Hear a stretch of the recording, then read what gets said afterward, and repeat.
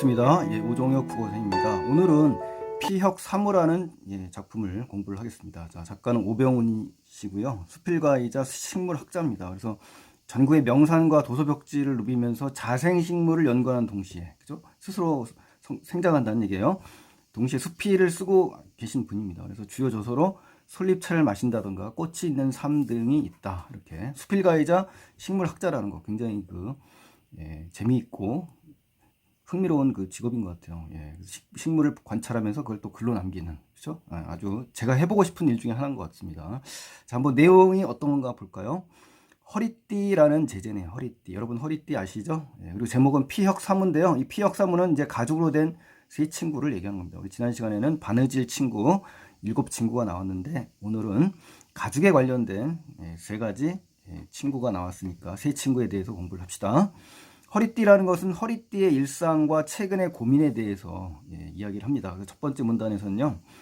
혀와 아래턱으로 꼬리를 물고 일하는 허리띠. 허리띠의 그 모습을 갖다가 의인화해서 표현한 거니까 여러분 뭐 허리띠 항상 차고 계시니까 금방 이해할 거라고 생각합니다. 일을 할 때면 제 꼬리, 허리띠의 끝부분이 이제 꼬리가 되겠죠. 그래서 물고 있어야 되겠죠. 그렇죠. 입이라고 해야 아래턱밖에 없다. 그렇죠. 위턱이 없죠.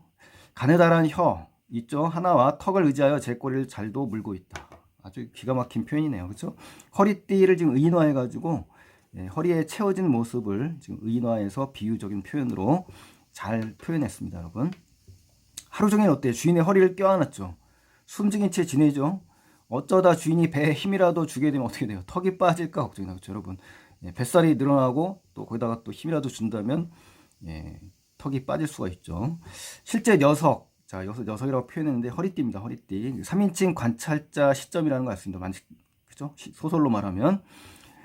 친구 중에는 가끔씩 금속재, 그렇죠? 금속으로 된 목이 떨어진 녀석도 있다. 그렇죠? 다행히도 솜씨 좋은 수선공. 자, 수선공은 이제 고치는 사람을 얘기하는데 이 사람이 다시 끼워 주었지만 하면서 다시 수선이 돼서 고쳐진 상태네요. 매일, 자, 그렇죠? 늘 이런 상태. 어떤 상태죠? 그 앞에 나왔던 턱이 빠질까 걱정하고 혀와 아래턱으로 꼬리를 물고 있어야 하는 상황입니다. 그래서 이 상황, 이 상태를 아셔야 되겠고요. 긴장감, 그죠? 사람으로 말하면 긴장을 한다는 얘기예요. 그래서 마음을 늦추지 않고 정신을 바짝 차려야 되는 그런 일상의 연속이 허리띠의 그런 상황이라는 얘기입니다. 특히 주인이 허물 없는 친구에게 자, 오찬이라는 거는 점심 식사입니다. 초대된 날은 더욱 힘이 든다. 그렇죠? 배가 나올 수밖에 없는 거죠. 그렇죠? 편안한 식사 자리는 더 그렇죠. 그런 날은 물고 있던 꼬리를 놓게 해서 잠시나마 녀석을 자유롭게 할 때도 있지만, 그렇죠. 허리띠를 풀고 먹어야 되니까 음식을 많이 먹어서 주인의 배가 또 많이 나오기 때문입니다. 아주 드문 일이다. 그렇죠?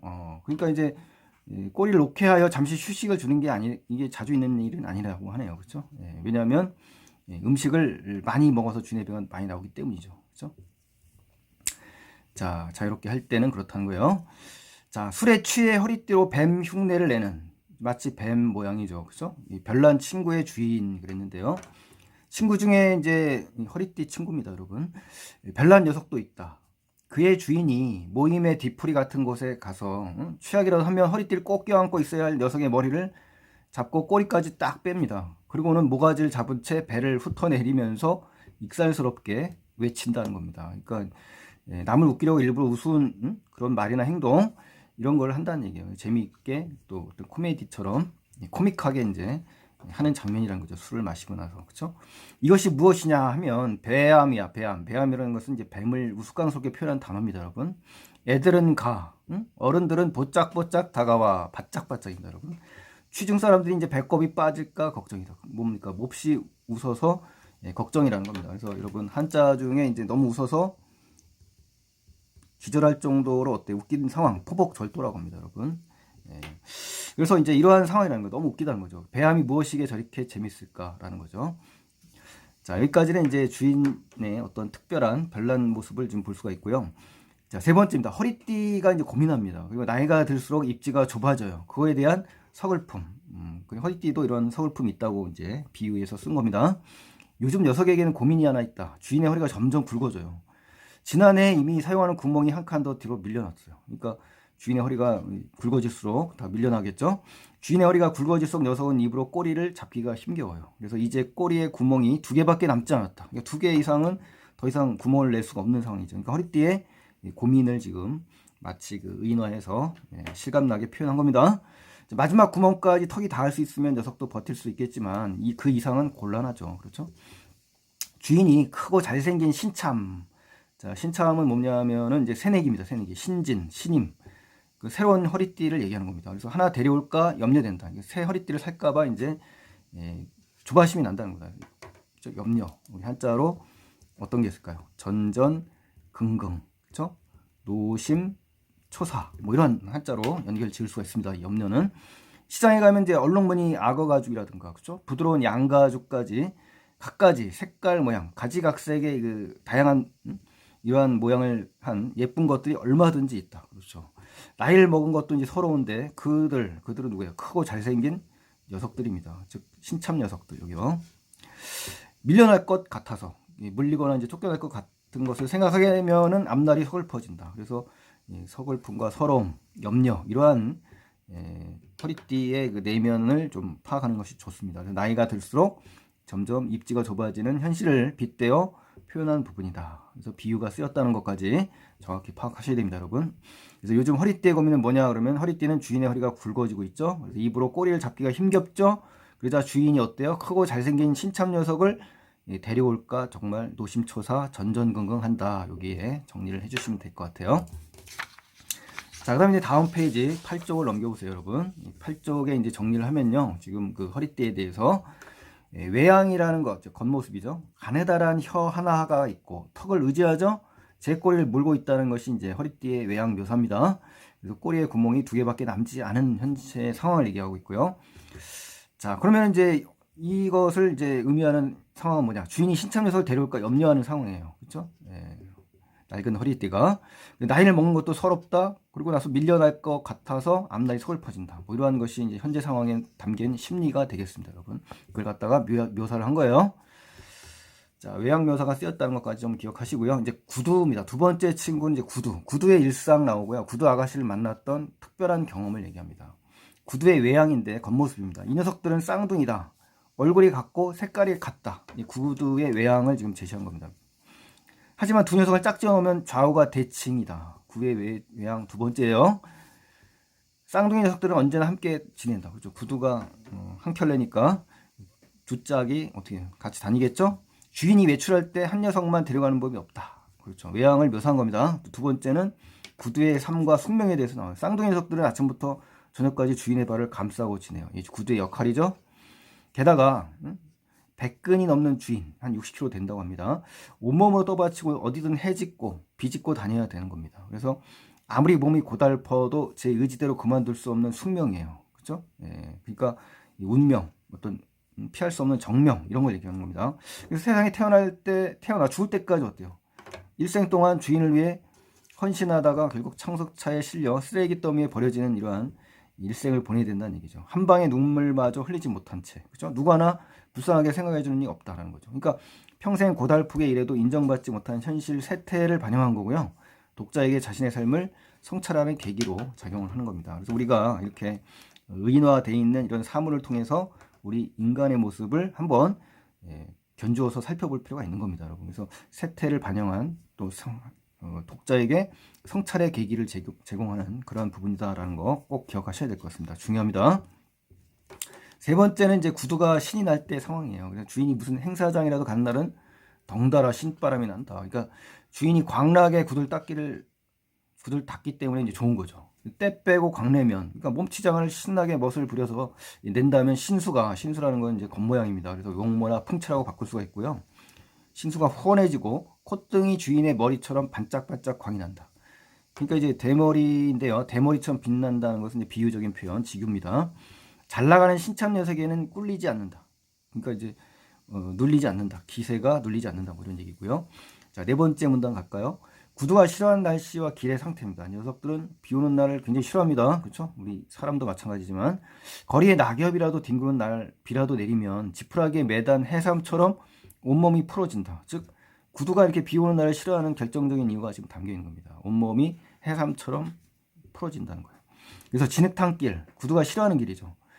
이것도 굉장히 싫다는 겁니다. 덧쓰기 한 여름날의 아스팔트길, 구두가 싫어하는 길 두 번째, 진흙탕길이라든가 아스팔트길, 여름날 이 진드기처럼 달라붙어 더욱 싫다, 뭐 이런 얘기입니다. 그렇죠? 예.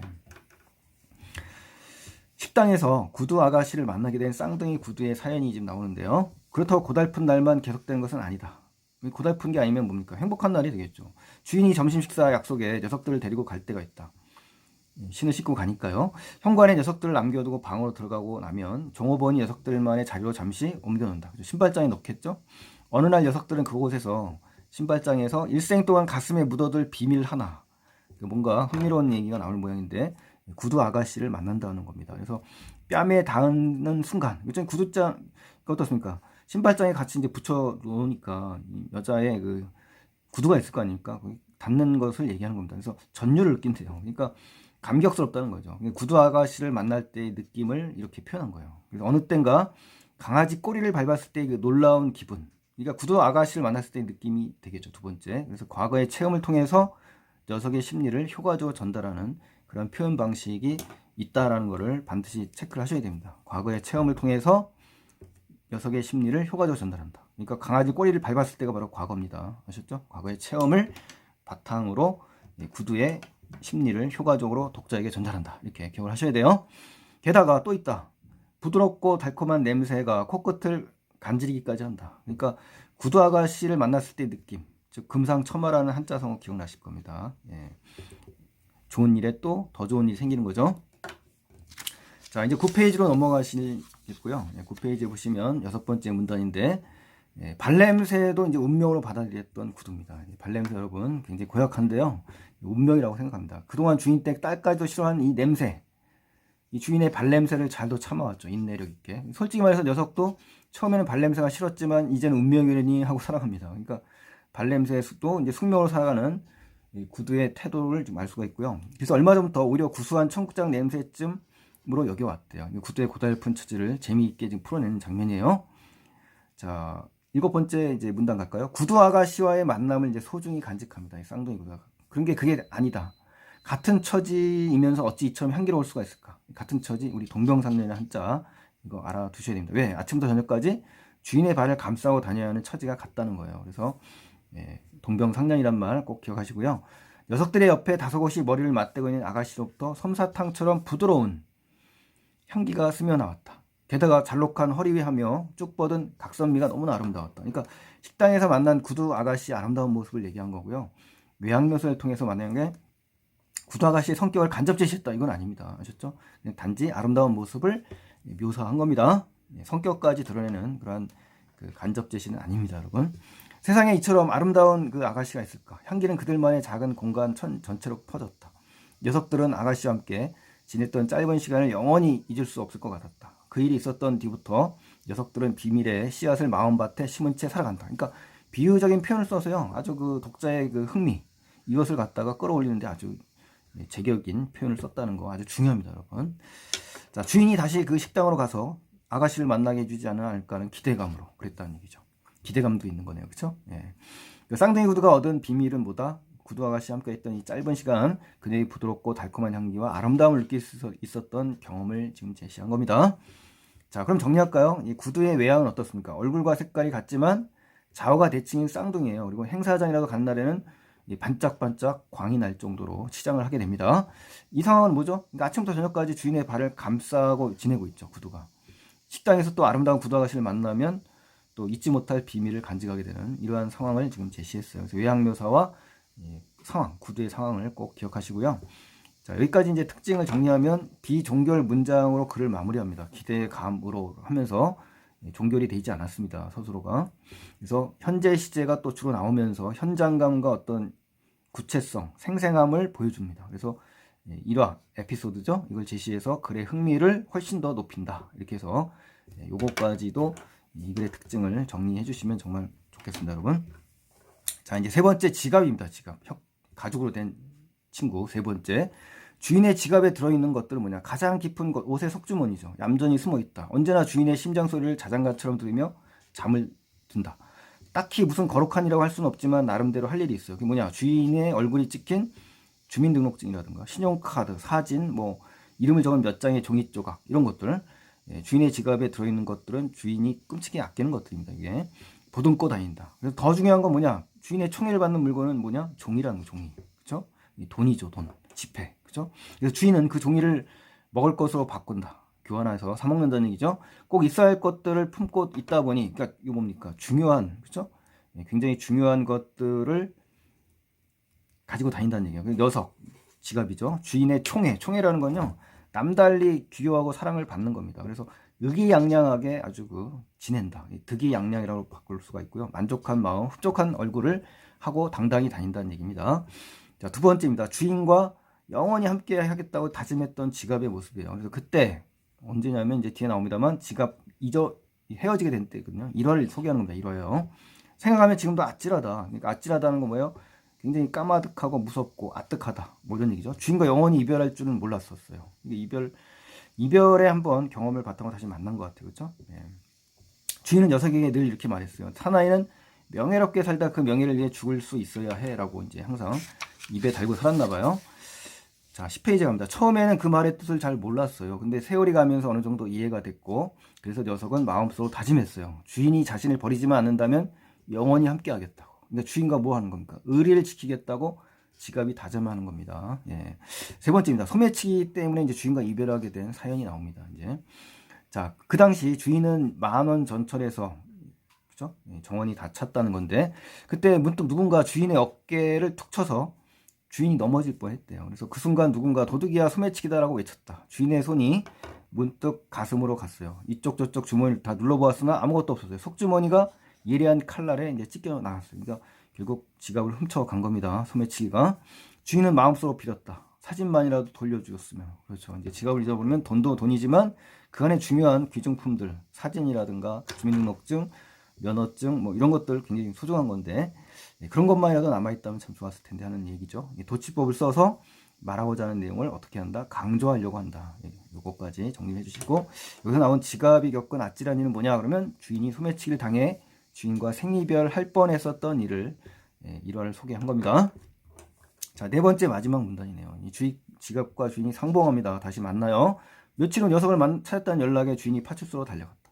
눈물겨운 상봉, 서로 상면, 서로 만난다는 뜻입니다. 그때까지 녀석은 빗바랜 사진 한 장을 꼭 껴안고 있었다. 의리를 지킨 겁니다. 지갑이. 돌아가신 어머니를 잊지 못해 사진을 품고 다니는 주인을 생각하면서 얼마나 다행인지 모른다. 겨울이면 맨손으로 어머니 무덤에 눈을 쓸어내리는 주인이다. 그냥 그만큼 뭡니까? 어머니에 대한 주인의 애틋함이 있고요. 이런 구체적 행동, 눈을 쓸어내리는 이런 행동을 통해서 간접 제시해 주는 겁니다. 그리고 글쓴이의 심성을 서정화시켜서 마치 한 편의 시처럼, 그렇죠? 개인적 수필의 경향을 보여주는 거죠. 사회적 수필이 아니라. 자, 그래서 직업의 상황을 보면요. 주인이 아끼는 것들을 보듬고 주인의 총애를 받는 그런 상황입니다. 그리고 소매치기 때문에 주인과 영원히 이별할 뻔했다가 재회하는 그런 모습을 갖고 있고요. 특징을 본다면 인물들의 말이 직접 인용을 통해서 간접 인용이 아니라 직접 인용이라는 겁니다. 그래서 이거 꼭 기억하시고요.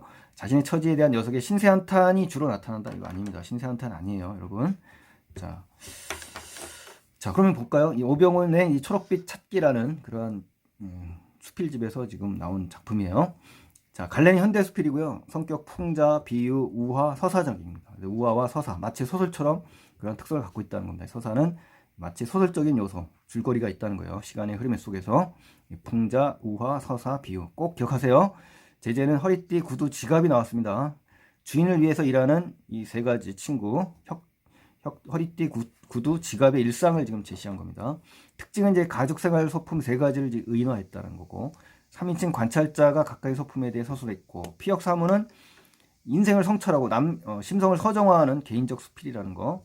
글쓴이가 사진작가이자 식물학자죠. 그래서 글쓴이의 전문성에 제한을 두지 않고 있다는 걸 우리가 알 수가 있습니다. 그러니까 수필가만 꼭 쓰는 게 아니라, 그렇죠?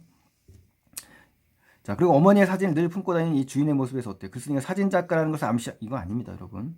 이 사진작가 이건 관계가 없는 거예요. 그만큼 어머니에 대한 애틋함이 있고 사랑한다는 거죠, 어머님을. 자, 평소 우리가 사용하는 물건을 소재로 일상생활의 감수성을 표현했다. 이건 맞습니다. 제재의 다양성, 그렇죠?